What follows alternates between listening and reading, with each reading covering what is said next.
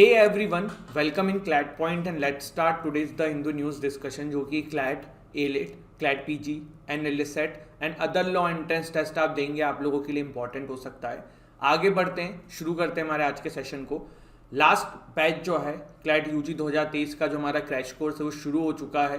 ये 17 अक्टूबर से बैच शुरू होगा, इसमें इनरोलमेंट शुरू हो चुकी है, तो बिना समय गवाए इसमें आप चाहें तो इनरोल कर सकते हैं। क्लैट पीजी के लिए भी हमारा जो लास्ट बैच है वो शुरू हो चुका है, बिना समय गंवाए आप चाहें तो इसमें भी इनरोल कर सकते हैं। इसके अलावा क्लैट पॉइंट जो है आपको ऑफर करता है CLAT UG, CLAT PG, NLSAT, DULLB सभी के मॉक टेस्ट, जिसको आप हमारे एप्लीकेशन से जाके परचेस कर सकते हैं। क्लैट पॉइंट का मैजिक बॉक्स भी आप घर बैठे बैठे मंगवा सकते हैं फॉर दीज एग्जाम्स, जिसमें आपको बुक्स एंड मॉक्स इन एग्जाम्स के मिलेंगे। तो ये सारी चीज़ें थी। अब शुरू करते हैं, आगे बढ़ते हैं आज के सेशन की तरफ।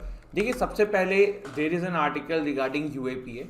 यूएपीए हमने डिटेल में बहुत बार डिस्कस किया हुआ है, इसलिए मैं उस पर डिटेल में जा नहीं रहा हूँ। रिपीटेटिव करने का मतलब नहीं है, मेरा एक ही मोटिव रहता है, सेशन की लेंथ में 1 घंटा करके आपका टाइम वेस्ट करूँ, उसका कोई लेना देना नहीं है। ये चीज़ हमने ऑलरेडी कम से कम 5 से 6-7 बार देख रखी है। इवन आप सिंपल चैनल पे जाओगे तो आपको वीडियोस मिल जाएंगी यूएपीए की हमारे चैनल पे, तो इसलिए उस पर डिटेल में नहीं जा रहे हैं। अभी न्यूज़ क्या है वो देखते हैं। 8 years after arrest, High Court acquits former DU professor in a UAPA case। तो ये DU के प्रोफेसर हैं, इनके अलावा और भी बहुत सारे लोगों को हाई कोर्ट ने एक्विट किया है UAPA केस के अंदर। इनका ऐसा माना गया था, जिसके ऊपर इनके ऊपर UAPA लगा था कि कम्युनिस्ट पार्टी ऑफ इंडिया जो माओइस्ट है उससे, जो बैंड वाली है उससे जो है इनके ताल्लुकात थे, और इसीलिए इनको UAPA के अंदर जेल में डाला गया था। तो ये यहाँ पे एक दुखद घटना है। अगर लिंक था और ये जेल में थे तब तो समझ में आता था, बट लिंक नहीं था और अगर ये जेल में थे तो फिर ये बड़ा एक दुखपूर्ण बात है कि भाई UAPA के अंदर एक आदमी जो है वो 8 साल से जेल में है। तो ऐसे ना जाने कितने सारे एग्जाम्पल्स आपको हमारी सोसाइटी में आज की डेट में देखने को मिल सकते हैं। Will electoral bonds reveal the source of fund, supreme court ask centre. देखो, सेंट्रल गवर्नमेंट जो है वो ये कह रही थी कि भाई इलेक्टोरल बॉन्ड स्कीम जो है ना बहुत फेयर है, ट्रांसपेरेंट है, इसमें कुछ भी उल्टा सीधा नहीं हो रहा है। तो सुप्रीम कोर्ट ने कहा कि क्या इलेक्टोरल बॉन्ड के थ्रू नाम पता पड़ता है कौन फंड देता है? तो उस पर फिर अभी सेंट्रल गवर्नमेंट का कोई जवाब आया नहीं है, लेकिन बिल्कुल जवाब, नाम तो पता नहीं पड़ता ना ये किसने दिया है। तो ये वाली चीज़ है, तो फिर ये कैसे ट्रांसपेरेंट है? इलेक्टोरल बॉन्ड स्कीम कैसे काम करती है थोड़ा समझ लेते हैं, देख लेते हैं, और थोड़ा सा आप भी इसको समझिएगा क्योंकि इस पर एग्जाम में क्वेश्चन भी बन जाता है। मैं पहले तो ना आपको इलेक्टोरल बॉन्ड का सिस्टम कैसे काम करता है ना, ये एक एग्जाम्पल के थ्रू समझाने की कोशिश करता हूँ। एक बंदा है ए, वो जो है ना KKP पार्टी को पैसा देना चाहता है, ठीक है, डोनेट करना चाहता है। तो क्या वो KKP पार्टी के ऑफिस में जाके पैसा दे सकता है? जवाब है नहीं। वो बंदा डायरेक्टली KKP पार्टी पे जाके पैसा नहीं दे सकता है। तो वो क्या करेगा, वो जो ए है ना वो बैंक में जाएगा, मान लो SBI बैंक में जाएगा, ठीक है, यहाँ पे बोलेगा कि यार मेरे से 1000 रुपये लो और ये 1000 रुपये आप KKP पार्टी को मुझे देना है। तो ये जो SBI बैंक है ना वो 1000 रुपये के बदले में इस बंदे को इलेक्टोरल बॉन्ड दे देगा, ठीक है। ये इलेक्टोरल बॉन्ड ये ए जो है ना वो KKP को जमा करा देगा। KKP पार्टी जो है वो यहाँ बैंक से आके ये इलेक्टोरल बॉन्ड दे के वो पैसा जो है वो अपने खाते में ले लेगी। तो ये प्रोसेस होती है इलेक्टोरल बॉन्ड की। आज की डेट में ये जो बैंक है ना वो स्टेट बैंक ऑफ इंडिया सरकार के द्वारा ऑथराइज किया गया है, कि कल को कोई और भी हो सकता है।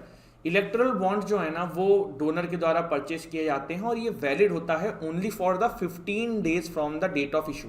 ये इंपॉर्टेंट फैक्ट है, ध्यान रखेगा, ओनली 15 डेज। मतलब जो पॉलिटिकल पार्टीज हैं वो उसको इन कैश 15 डेज में ही करा सकती हैं, ठीक है। इसके अलावा इसमें एलिजिबल कौन है उस पर मैं आता हूँ। किस किस फॉर्म में आप दे सकते हो? देखिए, फिक्स अमाउंट है 1000, 10,000, 1 लाख, 10 लाख, 1 करोड़।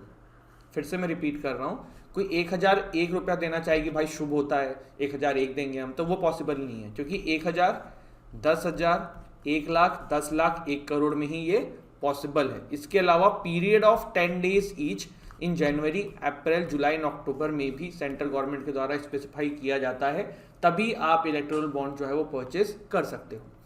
एलिजिबिलिटी क्या है? तो only the political parties registered under section 29A of representation of people act 1951 and also जिन्होंने सिक्योर किए हैं not less than 1% of the votes in last general election of the house of the people, जो लोकसभा का है या legislative assembly आपके state का है, वो लोग रिसीव कर सकते हैं इलेक्टोरल बॉन्ड्स। समझ में आया? आई होप आ गया होगा। आगे बढ़ते हैं। यहाँ पे देखिए अगला आर्टिकल जो है वो सीपी के स्मोक टावर के ऊपर है। यहाँ पे ऐसा बोला जा रहा है कि दिल्ली का जो सीपी का स्मोक टावर था उसने नोटिसेबल इम्पैक्ट किया है एयर पॉल्यूशन पे। ऐसा किसने बोला है? तो ये आम आदमी पार्टी के जो नेता हैं उनके द्वारा ये बोला गया है। अब बात क्या है, स्मोक टावर के बारे में थोड़ा सा जानते हैं, और ये दिल्ली में जो स्मोक टावर था इसके बारे में भी थोड़ा सा जानते हैं। देखो दिल्ली के अंदर स्मोक टावर ना IIT Delhi and IIT Bombay के बंदों के द्वारा मिलकर बनाया गया है। और ये जो स्मोक टावर है, अब आई थिंक दिल्ली में 2 है, सेकंड वाला आनंद विहार में, एक बार कंफर्म कर लेना। वो स्मोक टावर काम कैसे करता है? देखो स्मोक टावर ना इस तरीके के मतलब बॉडी होती है।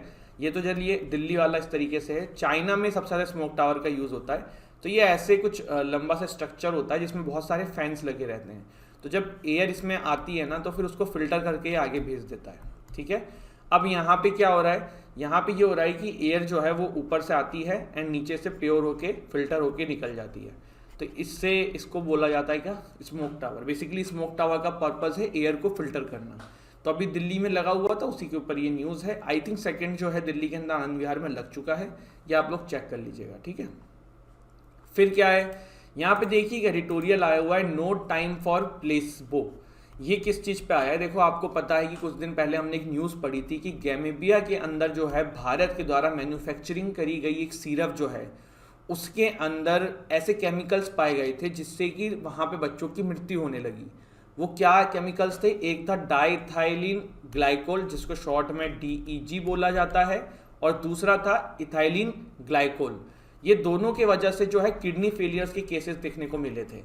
ये भारत की एक मैन्युफैक्चरिंग कंपनी जो है, हरियाणा बेस्ड कंपनी थी, उसके ऊपर इसके आरोप लगे थे, मेडन फार्मास्यूटिकल्स लिमिटेड।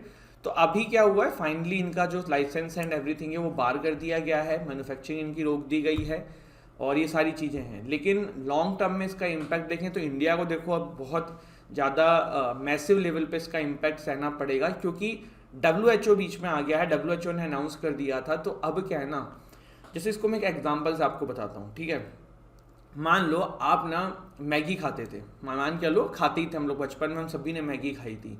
पर एक बार एक न्यूज़ आ गई थी कि मैगी के अंदर जो है ना वो लेड पाया जाता है और वो हानिकारक होता है। आपको याद होगा मैगी अचानक से बिल्कुल बिकना बंद हो गई थी, और उसके अलावा जो दूसरे सब्स्टिट्यूट वाले मैगी के प्रोडक्ट्स थे जैसे कि और कंपनीज के, वो बिकना शुरू हो गए थे। आपको अगर याद हो, वो एक फेज था, एक समय था। फिर मैगी ने जो है रीब्रांडिंग करते हुए कुछ साल बाद ये निकाला कि मैगी जो है अब सेफ है, हमने उसके बिना फार्मूला क्रिएट किया, एक्सेट्रा एक्सेट्रा। तब वापस से मैगी जो है फिर वो यूज़ होने लगी। तो ये एक आपको मैं एक बात बता रहा हूँ कि जब क्या होता है ना, किसी भी पर्टिकुलर चीज़ का नाम खराब हो जाता है तो फिर उसकी बिक्री खत्म हो जाती है। इंडिया जो है ना वर्ल्ड में एज ए मेडिकल फार्मास्यूटिकल्स का हब देखा जाता है। हम बहुत ज़्यादा मेडिसिन जो हैं वो बाहर सप्लाई करते हैं। तो अगर इस तरीके के केसेस इंडिया से पूरे वर्ल्ड में फैलेंगे ना तो लोग फिर इंडिया से इंपोर्ट करना बंद कर देंगे, इंडिया का सब्स्टिट्यूट ढूंढने लगेंगे। तो ये इंडिया के लिए अच्छा नहीं है, हमारे देश के लिए, इकोनॉमी के लिए अच्छा नहीं है, देश के रेपुटेशन के लिए अच्छा नहीं है। तो ये वाली चीज़ थी। यह वैसे हमने पहले भी डिस्कस किया हुआ है। एक और बड़ी आश्चर्यचकित करने वाली न्यूज़ है कि global hunger index is out, India in serious category at rank 107। देखो मैं आपको एक चीज़ पहले बता देता हूँ कि जितने भी इंडेक्स होते हैं ना, इनमें भी बहुत पॉलिटिक्स होती है, ये तो है। लेकिन ठीक है, देयर आर पॉसिबिलिटीज़ कि इंडिया इस रैंक पे नहीं तो इसके आसपास ऊपर नीचे हो सकता है। ठीक है, अभी देखो क्या हुआ है, इंडिया की रैंक आई है 107 आउट ऑफ 1 कंट्रीज। आप ये समझ रहे हो, ग्लोबल हंगर इंडेक्स में अगर 121 कंट्रीज को मार्क किया गया है तो भारत जो है ना वो 107वें नंबर पे है। और आपका श्रीलंका, नेपाल, बांग्लादेश, पाकिस्तान, जो जिनकी इकोनॉमी हमारे कहीं आसपास भी नहीं है, वो हमसे बहुत ज़्यादा आगे हैं। तो ये एक मतलब ये ग्लोबल हंगर इंडेक्स में से भारत की रैंकिंग ना हर बार ख़राब करते हैं, लेकिन इस बार तो कुछ ज़्यादा ही ख़राब कर दी है। आई थिंक फर्स्ट पे जो है ना वो बेलारूस है।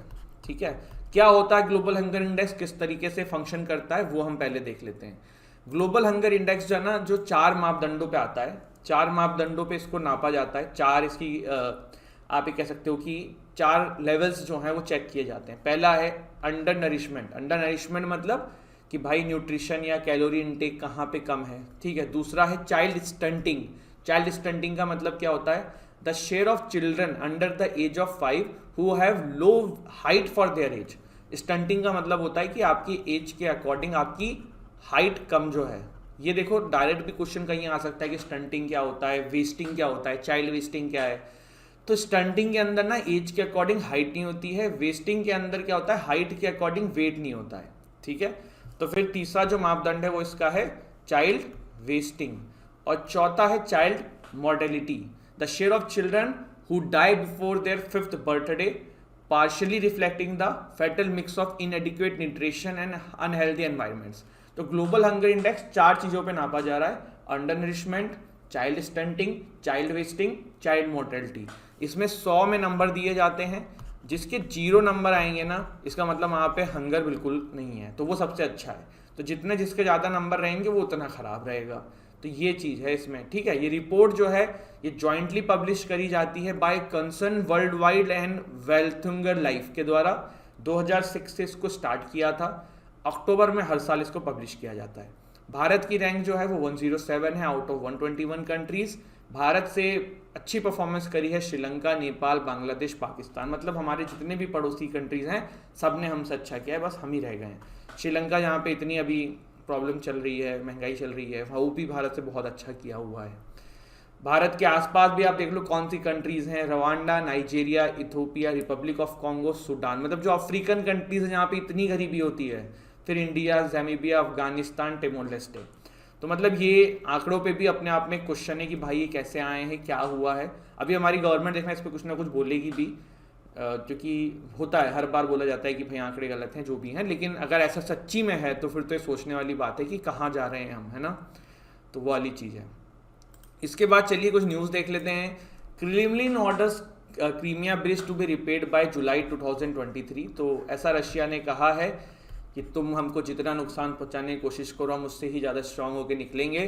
तो जो ये ब्रिज जो है आपने तोड़ दिया है कोई बात नहीं, अब हम इसको नया बनाएंगे जुलाई 2023 तक। बट लेट्स सी, अगर ये कर देते हैं तो बहुत बड़ी बात है, क्योंकि इतने कम समय में इतना बड़ा ब्रिज वापस से सही करना ये एक बड़ी चीज़ रहेगी। Burkina Faso scoop leader name transition president. अब इलेक्शन होने वाले हैं बुर्किना फासो में, जब होंगे 2024 के अंदर, तब तक जो है यही प्रेसिडेंट रहेंगे, कैप्टन इब्राहिम ट्रेओर, और प्रेसिडेंट का जो इलेक्शन होगा उसमें भी यही जीत जाएंगे। ये तो कूप वाली कंट्रीज में होता ही है। बुर्किना फासो जो है उसकी कैपिटल है ओंगडोग्यो, मतलब जो भी प्रोनाउंसिएशन हो यार ये देख लो, ठीक है, पढ़ लो इसको जैसा भी है। बाकी तो कुछ है नहीं। ऑफिशियल लैंग्वेज फ्रेंच है इनकी, ठीक है। चलिए इसके बाद देखिए एक अभी आर्टिकल बहुत न्यूज़ में चल रहा है, prosecution under section 66A of IT act. ये क्या है, देखो section 66A of IT act अभी न्यूज़ में क्यों आ गया, क्योंकि सुप्रीम कोर्ट ने अभी ऑर्डर किया है कि भाई stop prosecuting free speech on social media under section 66A of IT act 2000। तो सुप्रीम कोर्ट ने ऐसा क्यों कहा है, क्योंकि देखिए सुप्रीम कोर्ट का एक केस था श्रेया सिंघल केस, उसमें ना सुप्रीम कोर्ट ने section 66A of this particular act जो है ना इसको स्ट्रक डाउन कर दिया था। लेकिन उसके बावजूद भी सुप्रीम कोर्ट को ये देखने को मिल रहा है कि भारत देश के अंदर बहुत सारे लोगों को section 66A of IT act 2000 के तहत पनिश किया जा रहा है, जबकि ये तो स्ट्रक डाउन किया हुआ है। तो सुप्रीम कोर्ट ने इसमें साफ साफ कह दिया कि भैया ये नहीं होना चाहिए। सेक्शन 66A जो है ना ये 3 साल की इम्प्रिजमेंट की बात करता है, और ये क्यों बात करता है कि जैसे सोशल मीडिया पे आपने किसी को कुछ कहा, अभद्र टिप्पणी कर दिया, कुछ भी उल्टा सीधा किया, और इसमें सबसे बड़ी प्रॉब्लम क्या होती है सेक्शन 66A में, ये पुलिस की मर्जी पे चलता है कि पुलिस को अगर लगता है कि समथिंग इज ऑफेंसिव तो फिर वो उनको अरेस्ट कर लेता है। तो इसके ऊपर सुप्रीम कोर्ट ने अभी आप कह सकते हो कि वापस से लोगों को रिमाइंड कराया, सारी स्टेट गवर्नमेंट को कहा है कि भैया श्रेया सिंघल केस के थ्रू हमने सेक्शन 66A जो है ना इसको खत्म कर दिया था, तो अब ये वापस से यूज क्यों हो रहा है, और अब ये यूज नहीं होना चाहिए, ठीक है। इसमें देखो सेक्शन 66A में ना जो प्रॉब्लम थी वो थी आर्टिकल 21 और आर्टिकल 19। आर्टिकल 19 जो है हमारे कॉन्स्टिट्यूशन का वो क्या देता है, फ्री स्पीच का राइट प्रोवाइड करता है। आर्टिकल 21 जो है वो राइट टू लाइफ का प्रोवाइड करता है, राइट। तो उन दोनों का यहाँ पे जो है ना सेक्शन 66A में जो है वॉयलेशन दिखता था, और इसीलिए सुप्रीम कोर्ट ने जो है इसको स्ट्रक डाउन कर दिया था। तो गाइज ये था आज का हमारा सेशन। हमने सबसे लास्ट में section 66A of IT act के बारे में देखा, Burkina Faso, criminal orders Crimea bridge, यहाँ पे हंगर इंडेक्स आया है वो हमने देखा, देन यहाँ पे हमने वो दवाई वाला मसला देखा, ठीक है, कनॉट प्लेस का स्मोक टावर देख लिया, इलेक्टोरल बॉन्ड्स के बारे में जान लिया, यहाँ पे न्यूज़ देख ली एंड बाकी चीज़ें आपको पता है। ठीक है, आज का क्विज का क्वेश्चन है जो आप लोगों को मुझे कमेंट सेक्शन में बताना है। क्विज का क्वेश्चन जो है वो ये है कि लोकपाल एंड लोकायुक्त जो है, ये जो एक्ट आया था ये 2014 में जब भी आया था हमारे देश के अंदर, उसके पहले भी ये यूज़ होता था। तो सबसे पहला स्टेट भारत का कौन है जिसने लोकपाल या लोकायुक्त का यूज़ किया था? ठीक है, लेट्स सी आप में से कितने लोग इसका जवाब देते हैं। थैंक यू सो मच, हंसते रहिए, मुस्कुराते रहिए, पढ़ाई करते रहिए एंड वीडियो को लाइक शेयर एंड कमेंट जरूर करिएगा। जय हिंद, जय भारत।